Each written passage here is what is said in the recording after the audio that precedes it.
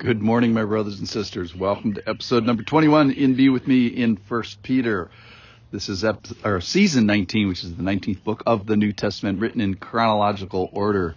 And I got a big kick out of today's passage, especially a cross-reference to Isaiah. Let me read the passage here today. This is from 1 Peter chapter 3, and this is in verse 13, starting verse 13, 3:13. Now, who is there to harm you if you are zealous for what is good? But even if you should suffer for righteousness' sake, you will be blessed.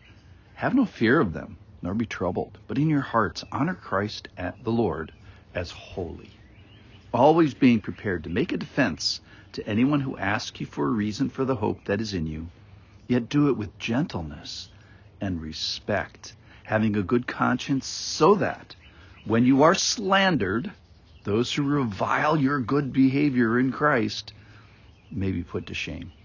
For it is better to suffer for doing good, if that should be God's will, than for doing evil.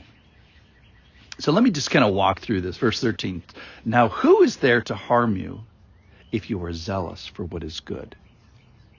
So ultimately, I understand the theology here that who can stand against us ultimately in the Lord? Nobody. We're on a one-way, train to heaven, and who's going to stop that train? The answer is nobody.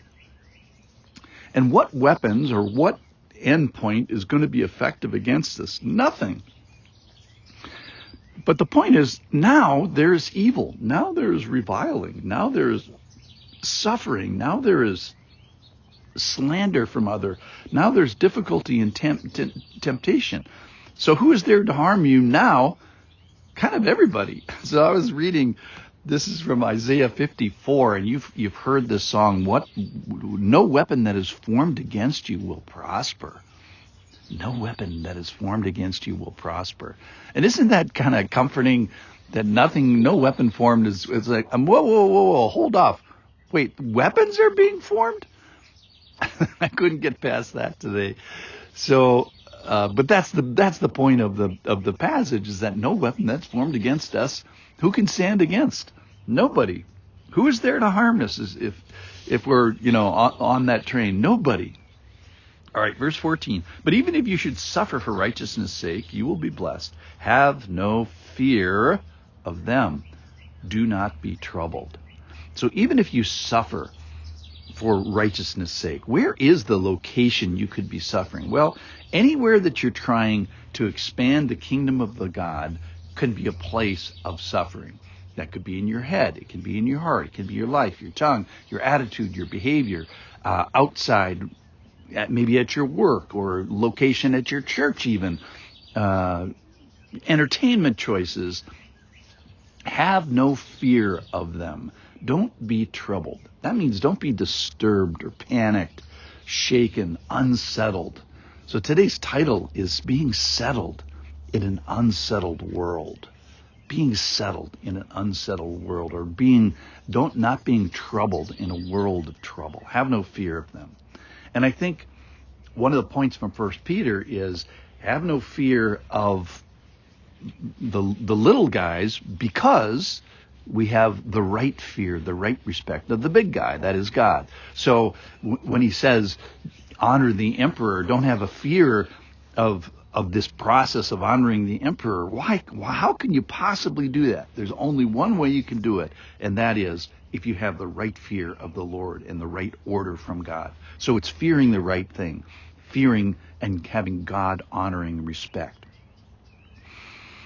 So when we have someone that is unjust and we're asked to obey, we cannot be afraid if we appropriately view him as supreme.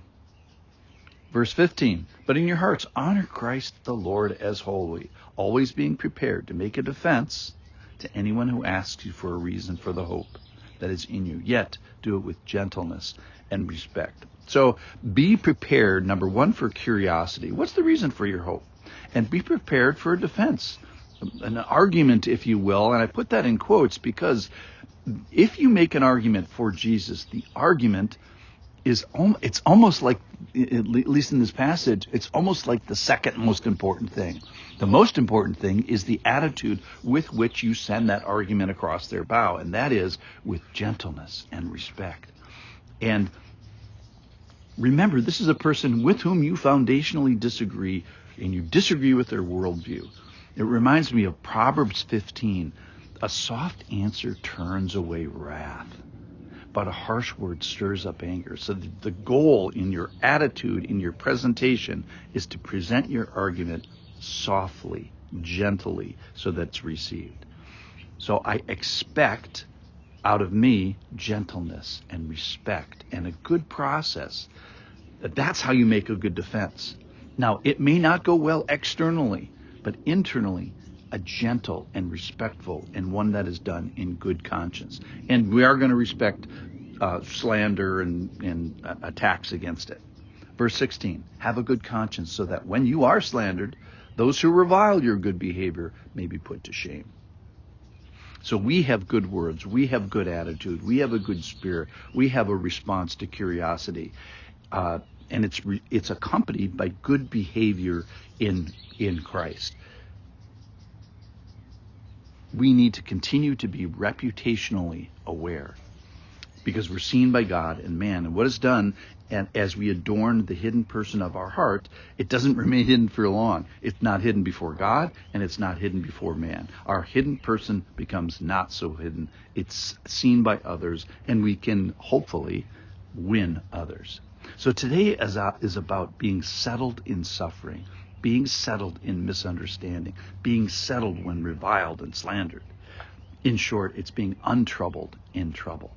So I pray that you would have an untroubled soul, that you would have gentle words, that you'd have the right trouble when we're in a troubled world, so that you would that you would have a settled spirit in an unsettled society.